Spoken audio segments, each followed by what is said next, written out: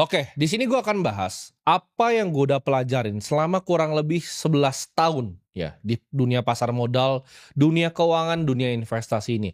Apa aja hal-hal yang gue pelajarin dari para investor-investor legendaris yang ada di dunia. Jadi kemarin gue sempat bikin Instagram story, ya di sana kalian banyak yang request, bikinin dong gitu, apa yang lu pelajarin dari para investor-investor legendaris ya, panutan gue siapa aja, dan apa yang gue pelajarin dari mereka. Mungkin kalau gua sebutin satu-satu terlalu banyak ya, ada sekitar ratusan ya, yang gua pelajarin itu dari orang-orang tuh mungkin puluhan sampai ratusan. Tapi di sini gua akan bikin ya, simpel aja, ke beberapa prinsip ya, yang menurut gue itu kalian bisa langsung aplikasiin, dan bagaimana caranya prinsip-prinsip ini waktu itu gua aplikasiin ke diri gua juga. Ini gue percaya banget bahwa investasi adalah sebuah skill ya, kalau kalian mau jadi seorang investor, itu adalah skill yang bisa dipelajarin. Skill yang bisa dipelajarin itu artinya apa? Ketika kalian nonton video seperti ini, kalian nonton video-video gua tentang investasi, kalian nonton misalnya video-video tentang Warren Buffett ketika dia lagi di depan ya, itu lu nontonin semua yang ada di YouTube, lu baca semua buku yang pernah ditulis oleh orang tentang Warren Buffett, gue percaya lu akan menjadi investor yang lebih hebat. Jadi investasi itu adalah skill yang bisa dipelajari. Mungkin di sini masih banyak yang salah paham tentang gua itu dari awal mulai, itu adalah entrepreneur ya, pengusaha atau investor. Jadi ini gua sebenarnya udah sering ceritain ya. Ketika gua awal ya, usaha yang gua bikin itu gua berdagang sebenarnya. Kenapa gua berdagang? Karena gua dari kecil tuh punya mimpi untuk menjadi seorang investor. Tapi investor tuh kan butuh modal ya. Jadi untuk mengumpulkan modal itu, gue itu berdagang ya. Jadi hasil dagangan gua, itu sedikit yang gue putar kembali ke bisnisnya. Hampir semuanya tuh gue jadikan modal untuk gue berinvestasi. Jadi apapun jenis usaha yang gue lakukan, dari minyak rambut, sedotan, gue pernah jadi wedding organizer, semua yang gue lakukan itu ya, agen properti, itu semuanya tuh gue tabung ya. Gue nggak peduli apapun tuh gue kerjakan asalkan dapat duit, ini bisa gue tanam di pasar modal. Gue paham ya, gue tahu diri bahwa ketika gue kecil, gue itu mungkin bukan orang yang seperti Larry Ellison ya, yang bisa bikin Oracle atau misalnya Microsoft, seperti Bill Gates ya, atau misalnya yang bikin Walmart.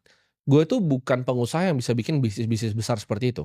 Gue pun juga nggak punya kemampuan teknis seperti kita bilang Mark Zuckerberg dalam bikin Meta ya, yang dulunya Facebook. Gue tidak punya skill teknis untuk bikin suatu produk yang dinikmati banyak orang dan mengubah dunia. Gue tahu akan hal itu, tapi gue pengen ya, jadi owner dari perusahaan-perusahaan seperti itu. Dari perusahaan-perusahaan yang hebat, perusahaan-perusahaan yang besar. Ketika gue masih kecil ya, gue 14 tahun, waktu itu gue baca-baca buku tokoh orang sukses dari macam-macam, ya. Dari yang bikin Mitsubishi, dari yang bikin apa, Enzo Ferrari waktu itu bikin Ferrari, dari Bill Gates ya, Warren Buffett, ya. Macam-macam tuh gue pelajarin. Tapi satu tokoh itu yang paling membekas di hati gue, yaitu Warren Buffett. Kenapa? Karena dia itu adalah investor. Jadi di bukunya itu waktu diceritain dia adalah investor ya. Dia beli perusahaan tekstil yang hampir bangkrut ya. Dia apa namanya, berinvest di perusahaan-perusahaan yang banyak. Dia bikin awalnya sebelum Berkshire Hathaway, beliau bikin Buffett Partnership ya. Dia kumpulin teman dan keluarganya, uangnya di-pooling ya sekitar 115.000 waktu itu pada zamannya. Lalu dia berinvestasi di banyak perusahaan ya. Dia beli 40% dari sebuah perusahaan kecil, dibenahin sama dia. Itu menurut gue jauh lebih keren. Dan gue pribadi tuh lebih tertarik condong ke arah sana dibanding jadi seorang pengusaha. Karena kalau lu tanya gue, apakah gue pengen ngurus 1.000 karyawan? Jawabannya enggak sama sekali, ya. Tapi gue pengen beli saham perusahaan yang punya 1.000 karyawan. Gue sama sekali nggak tertarik dengan punya karyawan banyak. Tapi kalau kalian tanya mana yang bagus, mana yang salah, nggak ada yang bagus, mana nggak ada yang salah ya. Ada yang ditakdirkan di dunia ini jadi pengusaha, ada yang jadi investor. Kalau gue selalu milih jadi investor, ya. Sampai sekarang pun karyawan gue ini bisa dihitung mungkin pakai jari ya lebih sedikit lah, tambah 15. Gue nggak pernah punya impian bahwa kebanggaan gue adalah 15.000 karyawan, 10.000 karyawan. Gue kalau bisa ya, Buffett sekarang cuma 27 karyawannya di holding Berkshire-nya. Kalau bisa ya, sampai akhir hidup gue ini cuma 15 ini gitu. Jadi buat yang tanya, "Oh pengen kerja sama gue, pengen kerja sama gue," jawabannya orang-orang udah gue pilih yang sekarang kerja sama gue, gitu. Gue nggak akan nambah orang lagi dan gue nggak kepengenan untuk nambah. Gue itu terobsesi ngikutin Buffett tuh akhirnya dari buku komik awal itu ya, akhirnya gue cari buku-buku yang lain. Oh buku-buku apa aja nih yang bedah ibaratnya hidupnya beliau ini lebih dalam. Jadi semua itu gue beli. Semua buku yang pernah ditulis tentang Warren Buffett, dari Warren Buffett Way, Snowball yang ditulis si Alice itu.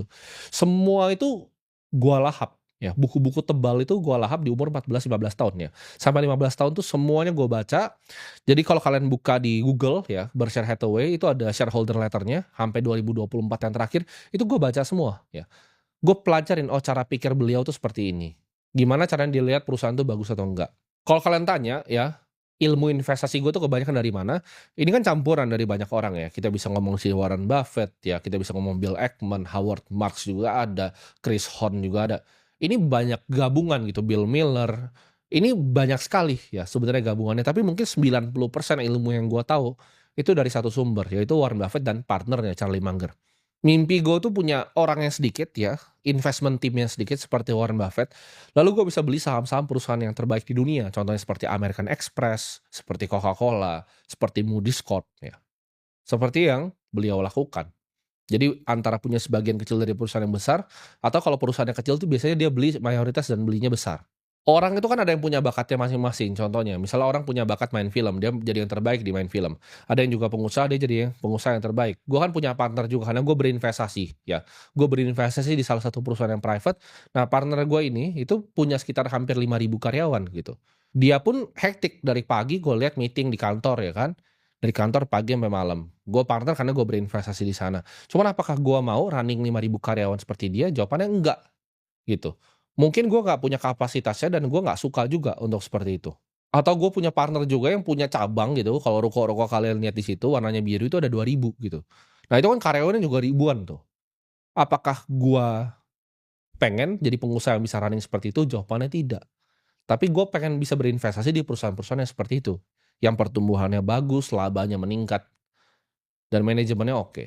Gue pengen bisa ya, cita-cita gue dari kecil nih, kayak Warren Buffett. Dia kan beli Coca-Cola, tapi dividennya dari Coca-Cola aja lebih besar dibanding gaji direksinya di Coca-Cola. Nah itu impian gue gitu. Makanya kalau kalian lihat beberapa hari ke belakang itu sempat ada ya di media juga, gue tuh salah satu sekuritas gue itu hold 11 juta lembar gitu saham BCA. Yang di mana misalnya kalau kalian lihat yang level-level yang di bawah, itu dividen gue dalam setahun, ya cuma dari posisi itu aja, itu lebih besar gitu dibanding direksi-direksi beberapa bank yang lebih kecil-kecil. Tapi apakah gue bekerja di sana, apakah gue datang ketika meetingnya di sana, jawabannya tidak. Ya, gue jadi pemilik dari perusahaannya sebagian kecilnya 0,01 sekian, ya kalau ditambah posisi yang lain sekitar 0,02, tapi perusahaan besar sekali, perusahaan 1.000 triliun, gitu. Apakah gue lebih pintar dari direksinya? Belum tentu, mungkin gue lebih bego gitu dari direksinya. Mereka lebih jago running perusahaan dari gue. Ya udah gue jadi passive shareholder aja gitu.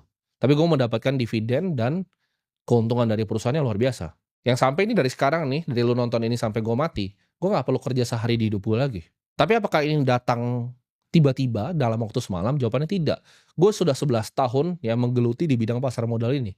Gue jatuh cinta di dunia investasi itu di usia yang sangat muda, dan itu adalah alasan kenapa gue bikin kanal YouTube ini yang kalian lihat. Karena di sini gue pengen sharing ke kalian apa yang gue pelajari supaya kalian bisa belajarnya lebih cepat ya, dan gue berharap waktu itu ada orang seperti gue yang rela luangin waktunya untuk ngomong seperti ini ya. Jadi kalau mungkin ini Timothy yang 14-15 tahun mungkin dia senang banget nonton video ini.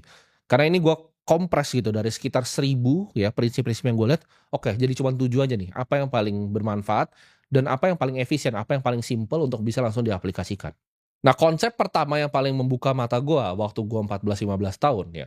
Gue waktu awal banget mulai ya di pasar modal. Gue tuh lihat contohnya ya, saham itu sebagai grafik dan angka. Maksudnya apa? Gue coba lihat, oh kira-kira dulu harganya itu secara historis bikin seperti apa, volumenya berapa, gue beli ya. Tapi kalau gue ditanya, oke, bisnis ini ngapain? Saham ini tuh ngapain? Gue nggak bisa jawab. Itu 14 tahun. Jadi awal pertama banget gue terjun ya, gue pelajarin harga itu ya berdasarkan harga masa lalunya. Nah, ketika gua baca buku dari Warren Buffett dan buku dari Benjamin Graham yaitu The Intelligent Investor, ini semuanya berubah ya. Di otak gue ini berubah dan sampai sekarang gue tidak pernah pakai metode itu lagi. Ya, gue selalu melihat sebuah saham itu adalah sebuah kepemilikan di perusahaan yang besar. Contohnya, misalnya saham kita ngomong BRI lah gitu. Di harganya misalnya 4.100 ini, dulu gua akan lihat, oh dulu harganya bikin harga seperti apa dan harga kedepannya apa. Itu sekarang nggak akan pernah gue lakukan lagi. Gue harus tahu, oke ini perusahaannya seperti apa, ya. Capital adequacy ratio-nya berapa? Oh non performing loan-nya dia berapa? Bertumbuh atau berkurang gini. Oh kalau bank NPL-nya turun bagus ya. Itu gue pelajari semua gitu. Rasio likuiditasnya seperti apa, ya. Apakah ini banyak loan-loan yang jelek gitu. Ini retail punya loan-nya berkembang atau enggak nih? Gitu. Laba bersihnya ini meningkat atau enggak, kuartal per kuartal, tahun per tahun, year on year-nya ini bertumbuh atau tidak.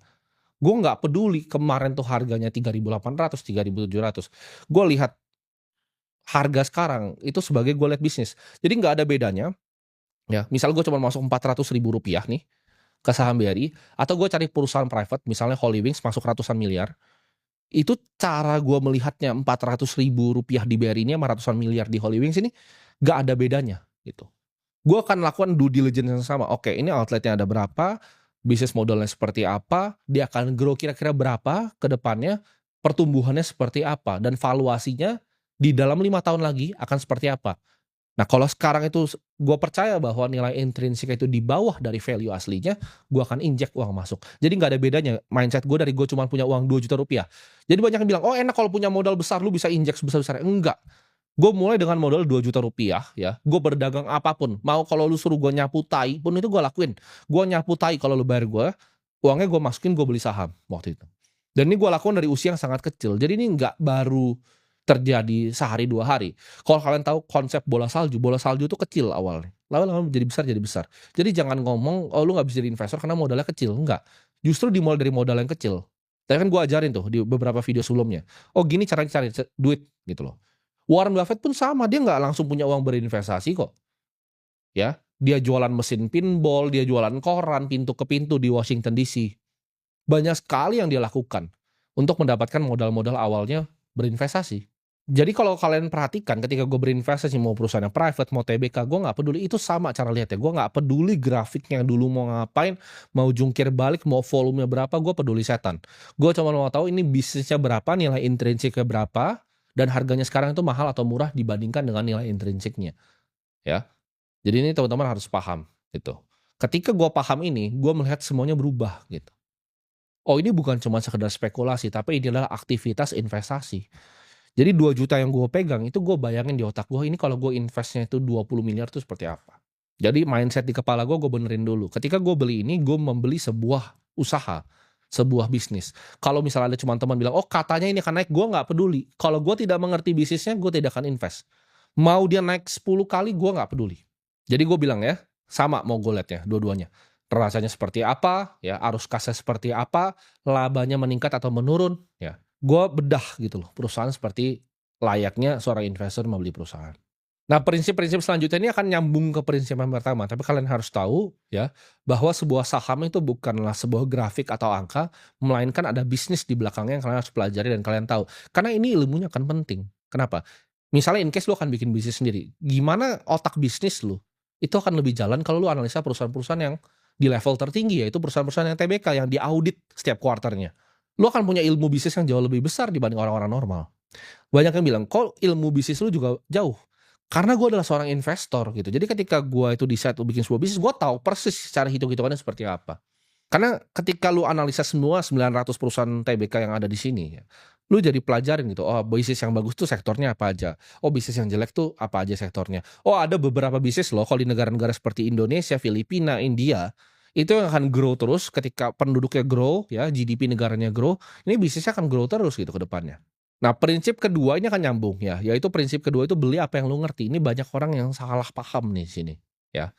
Ketika misal kalian gua tanya nih di sini, kalian coba list investasi kalian. Oh, ada yang bilang, "Oh, gue punya saham A, saham B, saham C, kripto A, kripto B, kripto C, properti A, properti B, beli emas juga." Tapi ketika gua tanya, "Oh, saham B itu bisnisnya apa? Usahanya apa?" Contohnya, kemarin ada yang sempat DM gua ya, dia DM, "Bang, lu beli saham A nggak?" Gua nggak usah sebut lah, ya. "Saham A lu beli atau enggak?" Lah gua iseng aja gua balesin gitu kan. "Enggak, gua beli." "Lu beli?" "Iya Bang, gua beli karena begini begini begini." "Lu tahu nggak itu bisnisnya apa?" "Oh enggak, karena tahu dari temennya." Lu bayangin nggak, lu itu mau beli TV ya, lu mau beli TV aja lu mikir gitu. Contoh nggak usah TV lah, lu mau beli mobil deh. Lu lihat dulu kan speknya seperti apa.